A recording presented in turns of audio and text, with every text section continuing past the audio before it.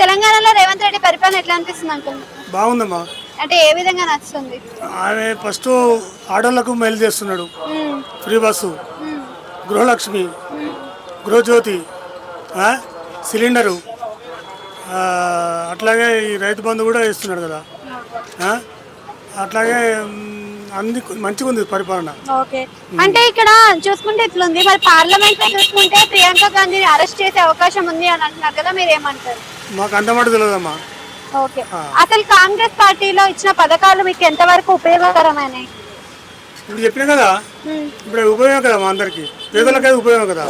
అంటే అప్పుడు కేసీఆర్ ఉన్నప్పుడు డెవలప్మెంట్ చూసినాము అవన్నీ చెప్తుండ్రు కదా అంకుల్. మళ్ళీ డెవలప్మెంట్ అప్పుడు డెవలప్మెంట్ అప్పులు చేసి డెవలప్ చేసిండు.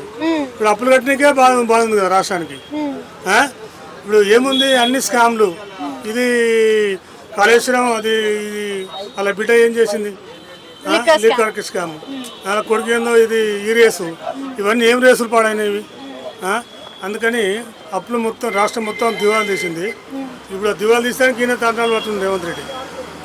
అది రేవంత్ రెడ్డికి కేసీఆర్ కి తేడా అంటే ఏం చెప్తారు మళ్ళీ మీరు?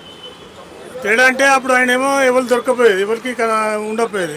ఇప్పుడు ప్రజల పాలన. ఇప్పుడు రెవెన్యూ చూసుకుంటే ఆ రెవెన్యూ అధికారులే ఆ ఊళ్ళకి వచ్చి సమస్యలు సాల్వ్ చేస్తున్నారు. అప్పుడు ఎవరు దొరకకపోయేది. ఏంటంటే కేసులు అనేది మన కోర్టు పోయి పరిష్కరించుకోవాలి. ఇప్పుడు అది లేకుండా ఇప్పుడు మంచి సాగుగా జరిగిపోతున్నాయి.